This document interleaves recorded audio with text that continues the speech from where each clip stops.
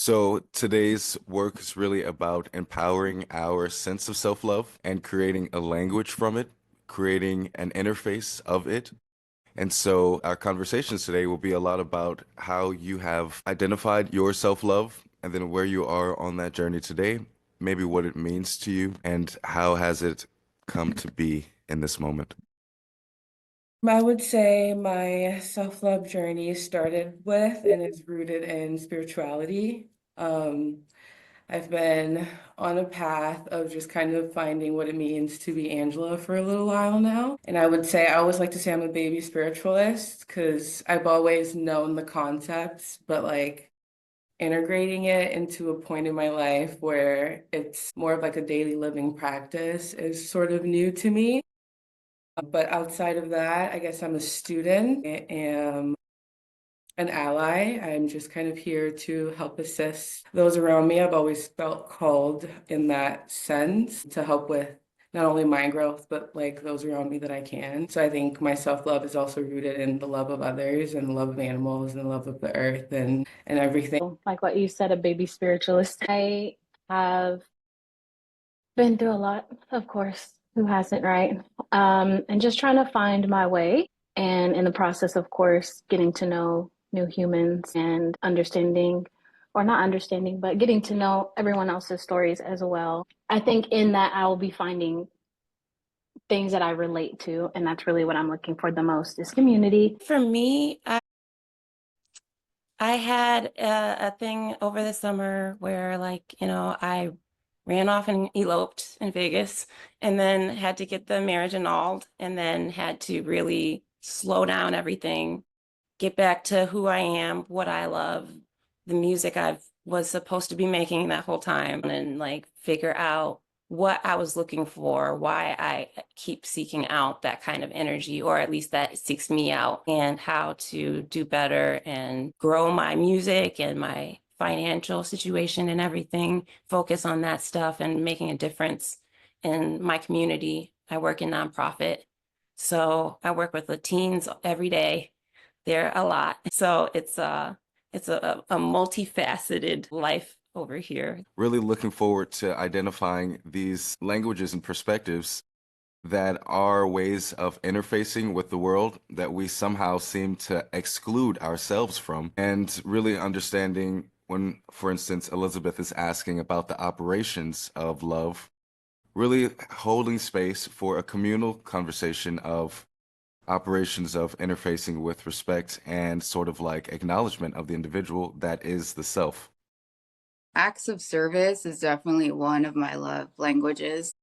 Very, this is, and I don't remember who spoke about it, but they said it so well, where it's like if one of your love languages is act of service, then you tend to kind of lean into people pleasing a little bit. And so something that I've been working on, especially folks who come from nonprofits, like several of us do, and reading the news and everything. One of my love languages to myself is having to like remind myself, Sarai, let's step back a little bit, like that's a love language. And then also being clear in communication, I think is a very good love language. I like clarity. I don't like to be confused, and vocalizing that.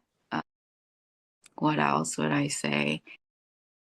And right now I'm in a playful area where it's like, oh, I didn't wash my hair today, so instead of like feeling bad about it, I'm just gonna put a hat on. Like, like it's fine, it's gonna work out. And so like laughter, like finding the lightheartedness of things is a love language. I don't know, it changes. We were having, I think this was a conversation as well in a live where somebody was asking like, what is the shape of love? And then it's like, well, it shapeshifts. I just kept thinking about how sometimes when we have a love language, we try to express that to our partners, and they don't necessarily, or anybody, friends too, because love is not only romantic. And we try to express that. And sometimes when you express it and then it's not followed through with, I guess you could say, or they're not doing the things that you've expressed that you want, it gets a little bit tricky. And then you start thinking, then I started thinking about boundaries and how well, maybe you need to start putting some more boundaries up. But then I also think too, like, should you continue to express things over and over to someone when you know what you want and they're just simply not giving it? So at what point do you say, okay, I can give you boundaries, I can give you self-love, I can express all day long, but if that person is just simply not willing, I'm going to do this for myself anyways. So I might as well just go do it over here by myself, like for myself, whether it's acts of service or what the other love languages are. Yeah, that it sounds like self-love inspires you to be reminded on how other people either respect or value the love you give to them. I feel that hopefully in our conversations towards self-love, we can certainly apply it towards our expectations of the world, or hopefully to be able to have expectations in this area of life. And I think that's definitely the utility and quote unquote operations of discovering self-love, which is patterning the non-negotiables. There we go. So what would we say are your non-negotiables? I'm definitely still learning that. I just don't think I really know. I've learned so much just in these conversations that we've had. What makes me happy? Well, I just don't think that happiness was something that I believed I had access to, so I never really considered it. You know? And I don't think I held other people responsible for my happiness, so it didn't correlate in my mind that love should be something maybe making me happy. I think the way that I was raised as far as love languages go, I feel like all of us love in all of the love languages because we do become attuned to the people around us and their needs. So I do feel like I love in all of the love languages. I feel like since I've learned I'm autistic, I was like, oh, I'm a person and I have needs. That's wild. So as far as a non-negotiable, so that's something that's like a definitive no Or yes. or a yes. Okay. A definitive no would be like something that's transactional. You know, if something's not given from a space of genuine care, but it's given in order to receive, that's kind of a grimy feeling for me. And you don't really know when people are doing that until you get to know them and their intentions and how they move through the world and maybe how they treat others. So it takes time to learn that. A definitive yes. I learned, learning about autism, I learned that my love language is like info dumping. So when someone shares their passion with me or their love or information, it just lights me up and it makes me feel so loved and valued. Yeah. So I think my journey towards self-love has been, oh yeah, that's not even the question. Anyways, my journey towards self-love has definitely inspired me to understand what my non-negotiables are, but I still don't really understand what those are. Just touching on what Asteria said with information, I think sometimes that plays into like words of affirmation, because my love language, I think, is words of affirmation, but it's in the sense of like very clear-cut communication. And I don't tend to impose a lot of expectations onto people as long as my boundaries are being respected. And I think that kind of goes back to Carissa's comment about what do you do when you are telling someone something. I just had a little bit of a reflection on that of, just the saying that we can't necessarily control what others do, but the best thing that we can do is identify our boundaries and the limits of those. And if someone isn't fitting into that, then it's kind of up to us to pivot as we see fit, as opposed to trying to impose onto another person. And I think that is a hard place to be in, but very clear, straight communication, I think, is always good. So what do you do if someone pushes against your boundaries? When someone pushes against my boundaries, I see it as an opportunity for reflection of what feelings these are bringing up in me and what do I do with those feelings. I think a lot of things come in the shape of lessons to us from the universe, from spirit, from God, if you will. And I think God uses the people in our lives as lessons for our personal growth journey. So I think, again, clear communication, if it's about a hard boundary, I would like to, or I do like to speak out my truth and just say, you are crossing a very firm boundary of mine. Or sometimes just cut the communication or cut the connection if it's something that has gone a little bit too far. But I think more often than not, I find myself in a space of reflection because I think things come into our lives as an opportunity to help us grow and help us hone in the lessons in this season so that we can go on to another lesson. They bring me towards a space of self-awareness, actually deeper self-love. When I'm not given something by someone else, it forces me to give it to myself, but also forces me to reevaluate the whys with that person. What are your thoughts on that? Yeah, I think that is, in a sense, the point too, where it does call for you evaluating that relationship, and everything is like an equal give and take. And if it's a situation where this connection or this relationship is taking more from you than you feel like you're willing to give, or if it's taking more from you that then you feel you have to give, then that's when our boundaries kind of come into play again. And once those are established, like these are my non-negotiables, I will not have anyone in my life that does X, Y, and Z, then you feel empowered at that point to speak on those boundaries and define them for the other person. And it doesn't necessarily matter what the person thinks or feel about those boundaries. But I think sometimes in the bigger conversation is a lot of times people don't know when they're crossing some sort of a boundary that we have if they have not been clearly communicated. So I think that goes back to the communication piece and being as transparent as you can about your feelings. And there's always space to be held for someone's feelings, whether or not you agree with them. But I think with interpersonal relationships, there's that gray area that only communication can fill. I really love this whole conversation because,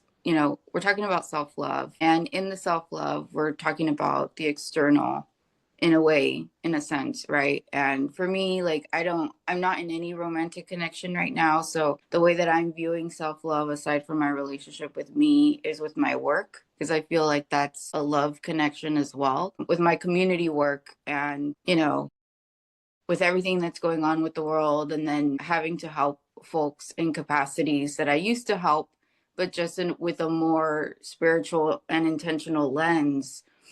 Everybody's talking about boundaries and like trust and stuff, like observe but don't absorb is basically what a lot of us are saying. And so I'm trying, like, I'm tapping because I'm trying to calm my nervous system. But it's like knowing you're going to enter the darkness because that is what is bestowed upon you, but doing it in a way so that you're not taking it with you.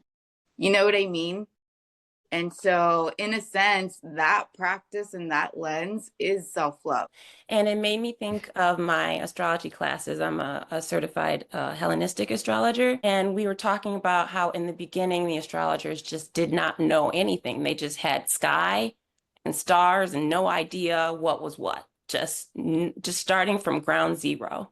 And the way that they figured things out was to figure out first what things weren't. So like you see the sun and that's the sun, and you see the moon and we see that it's opposite the moon sometimes. And then it seems to have a cold energy, whereas the sun seems hot and warm.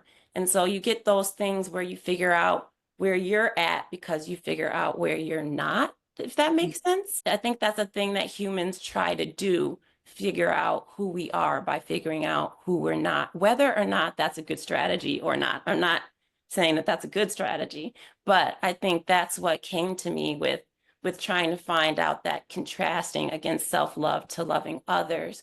But I think at the root of self-love for me is knowledge of self. I think I'm such a complicated person. I think I have a very complex inner world, and I'm a Gemini with a Virgo rising moon, so I'm just very in my head a lot, and sometimes not knowing what I feel or even what I'm thinking, because it's just so much information going on.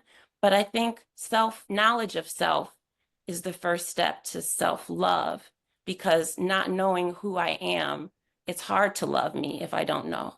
And so I think the first steps of that is to figure out who I am. And then if there are things that I don't like, forgive that and be okay with that and accept it and move on with it. And then if I see something that I do like, raise that up and say, oh, I do like these things about me. I do these things that I don't love so much. I forgive myself, or that's part of the flaw, or things like that. And so we're going to continue to unpack our quote unquote talents or our affirmations that we want to identify. But in that meantime, I just am very intentional about highlighting how maybe we tend to feel we have to change ourselves when our self-love, when the darkness cannot receive it. And I want to really put this out there as a forefront identifier, how we sometimes change our relationship to ourselves when other people's relationship to us is shown, and how we can separate these two dynamics so that one can be a sure thing and the other people can be taught via this singular relationship. It bridged the gap of, other people's needs versus my own. Well, my own is just self-acceptance. Really, what I learned when I learned that I was autistic was self-acceptance, because a lot of the self-love things that are taught in general are kind of ableist. Like, a form of loving yourself is like to go hang out with friends, or it's like, well, I'm fucking exhausted, or go get some sun. And it's like, well, I have a migraine all the time. Like, what if my form of self-love is like being in the dark and being away from people, or like, if you love yourself, you'll eat some vegetables. Well, what if that hurts my tummy? What if my form of self-love is, I don't know, eating broth, like eating my soup.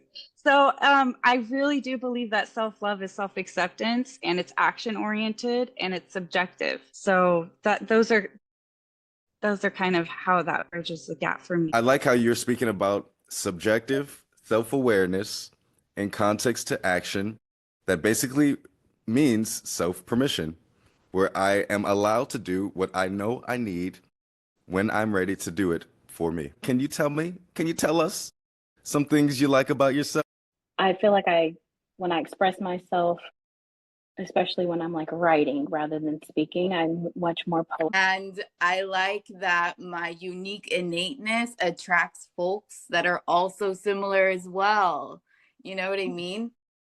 And so I love the bravado of my voice. I love that sometimes it can be very quiet, and sometimes it can be kind of sultry, and sometimes it can be loud. So it's like, playing with my lungs, like that's a lung exercise of like, oh, I didn't know I could access these parts of my throat. You know what I mean? And so I love that I'm even practicing it and expressing it. I love you all. Haru, you're a light, you're a luminary, and I am privileged to follow you in this group. And I'm just really glad that I'm a part of it. Maybe I will say, coming in, I didn't even know how to approach this kind of group, etc. And Haru, you've been so opening and welcoming.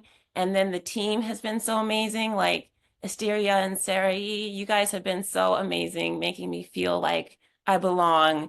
And that really makes a difference and takes it another level. So thank you so much. And I hope to be that for other people too. I usually like to close out in a cipher, so we can be mic off, we can be mute off rather, and then just shooting off these taking up space self-love statements. So an affirmation for me, I am able to bring people together in a safe, empowering way.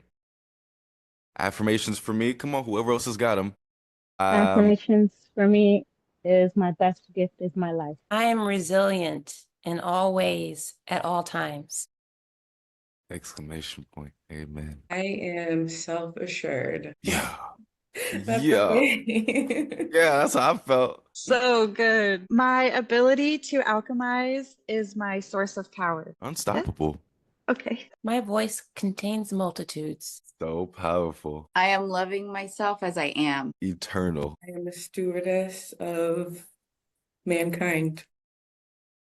Literally. Let me keep it on me, because goodness, you're making me inspired to be like, you are amazing. Okay, y'all are amazing. I am in the company of a powerful, beautiful, incredibly soulful community. I am safe within like hearts and like minds. I am safe in my body and I am friends with my nervous system. I open my heart to love. I'm in love with myself. I am happy to give and receive love every day.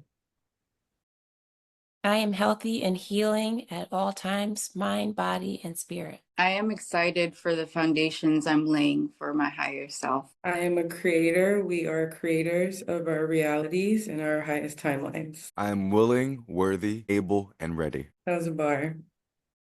I know, right? Mic drop. That's how my soul feels right now. Like I want to shout. I'm feeling filled up. When the It's meeting kind first of like started, you're a fire sign, right? you know it. It's kind of like it.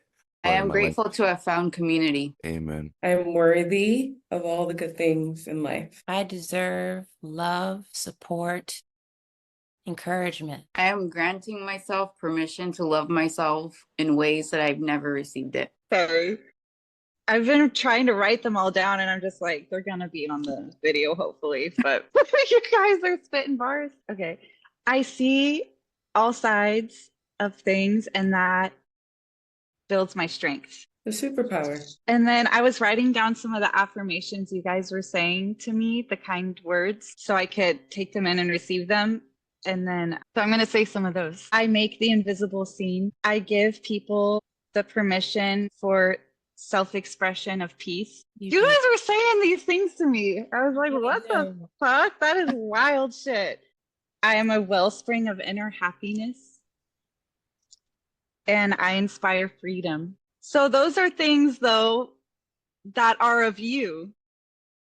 Those are things that are of you. Those are mirrors of you. So I just wanted to put those out there as affirmations that I was holding over my heart for me, that I want to hold over you as well. Hermoso. Safe mirrors. Thank you, ladies and family, individuals, and powerful souls for showing up for this work today. Nice I to meet feel you amazing. all. Social. I'm so glad I got to meet you. Yeah.